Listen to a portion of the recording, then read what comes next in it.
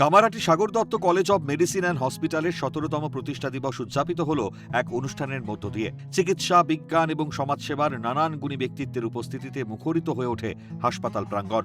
অনুষ্ঠানে উপস্থিত ছিলেন রাজ্য সরকারের স্বাস্থ্যমন্ত্রী doctor Sharadatta Mukhopadhyay, Saha institute of nuclear সায়েন্সের বিশিষ্ট গবেষক জিষ্ণু বসু, স্বামী কৃপাকরানন্দ মহারাজ, হাসপাতালের অধ্যক্ষ পার্থপ্রতিম প্রধান, হাসপাতাল সুপার নিলয় মণ্ডল সহ বহু প্রবীণ ও নবীন চিকিৎসা বিশেষজ্ঞ।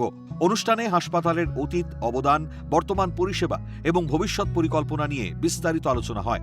উপস্থিত অতিথিরা দীর্ঘদিনের স্বাস্থ্যসেবায় হাসপাতালের ভূয়সী প্রশংসা করেন এবং আগামী দিনে আরও উন্নততর চিকিৎসা ব্যবস্থার আশাবাদ ব্যক্ত করেন। স্বাস্থ্যমন্ত্রী জানান, রাজ্যে দ্রুত আরও ৫টি নতুন মেডিকেল কলেজ স্থাপন করা হবে। এর ফলে স্বাস্থ্যক্ষেত্রে নতুন কাজের সুযোগ তৈরি হবে এবং রিক্রুটমেন্ট আসবে। নিয়োগ প্রক্রিয়ায় স্বচ্ছতা বজায় রাখার স্বার্থেই কিছুটা সময় নেওয়া হচ্ছে বলে জানান তিনি। একটা মেডিকেল কলেজ না, প্রত্যেক জেলায় জেলায় মেডিকেল কলেজ, আরো নতুন 5টি মেডিকেল কলেজ আসছে। রিক্রুটমেন্ট প্রণালী পদ্ধতি, সেটাতেও একটু সময় লাগে। আমরা একটু দোনামনায় আছি যে রিক্রুটমেন্ট পদ্ধতিটা পুরনো ভাবে হেলথ রিক্রুটমেন্ট বোর্ডের মাধ্যমে হবে না ইউনিয়ন পাবলিক সার্ভিস কমিশনের মতো স্টেটের যে পাবলিক সার্ভিস কমিশন আছে, West Bengal public service commission, তার থ্রু দিয়ে হবে। স্বচ্ছতা বজায় রাখতে হবে।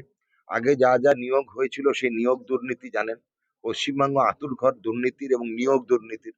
এবং নিয়োগ দুর্নীতিকে আমরা অন্য মাত্রায় তুলে নিয়ে গেছি, যেখানে 25,000 ডাক্তার শিক্ষকের চাকরি গেছে। আমরা চাই না সেই নিয়োগ দুর্নীতির ভূত আবার নতুন প্রজন্মের মাথায় চাপিয়ে দিই। রোগীর পরিবারকে অ্যাম্বুলেন্স বুকিং এর সময় দালালদের দৌরাত্মে পড়ে চরম ভোগান্তি পোহাতে হয়।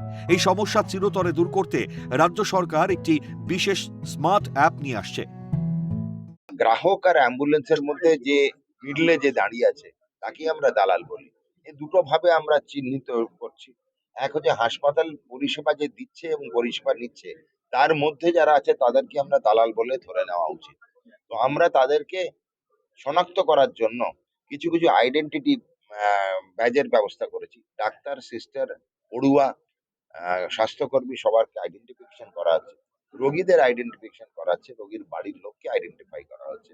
এছাড়া যে তৃতীয় ব্যক্তি এখানে ঘুরে বেড়াবে, আমরা ধরে নিতে পারি সুরক্ষার খাতিরে তিনি হাসপাতাল পরিষেবার কেউ নন এবং চিকিৎসা নিতেও আসেননি। অ্যাম্বুলেন্স এবং গ্রাহকের মধ্যে যে মিডল ম্যান, সেটাকে তুলে নেওয়া যায়, সেটার জন্য একটা স্মার্ট অ্যাপ তৈরি করা হচ্ছে। সময় লাগবে স্বাস্থ্য ভবনে, যেভাবে আপনারা অ্যাপ ক্যাব বুক করেন বিভিন্ন কোম্পানি, সেরকম ভাবে যদি ভাবুন তো, আপনারা যদি অ্যাম্বুলেন্স বুক করতে পারতেন, সেখানে কোনো থার্ড পার্টি ইনফ্লুয়েন্স থাকতো না, ইনভলভমেন্ট থাকতো না, তাহলেই দালালটা কমে যেত। তো এগুলো আসছে, একটু সময় দিতে হবে। জেলার মেডিকেল কলেজগুলি এখনও সুপার স্পেশালিটি হিসেবে গড়ে উঠতে পারেনি। তার কারণ ব্যাখ্যা করে মন্ত্রী জানান, যে রাজ্যে প্রশিক্ষণপ্রাপ্ত সুপার স্পেশালিটি চিকিৎসকের ঘাটতি এর মূল অন্তরায়। এই ঘাটতি পূরণে বিশেষ রোডম্যাপ তৈরি করা হচ্ছে। অনেকগুলো মেডিকেল কলেজে নেই। সাগর দত্ত কেন বলছেন, আমাদের জেলায় যেসব মেডিকেল কলেজগুলো আছে কোনোটাই সুপার স্পেশালিটি নেই।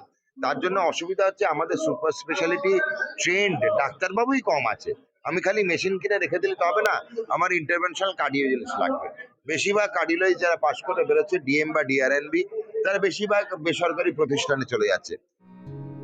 হাসপাতালের ১৭ বছরের এই যাত্রাপথকে স্মরণীয় করে রাখতে এবং আগামী দিনের ডিজিটাল স্বাস্থ্যসেবার নতুন রূপরেখা তুলে ধরতে এই অনুষ্ঠানটি এক বিশেষ মাইলফলক হয়ে রইল। শান্তনু সাহার রিপোর্ট, ক্যালকাটা নিউজ।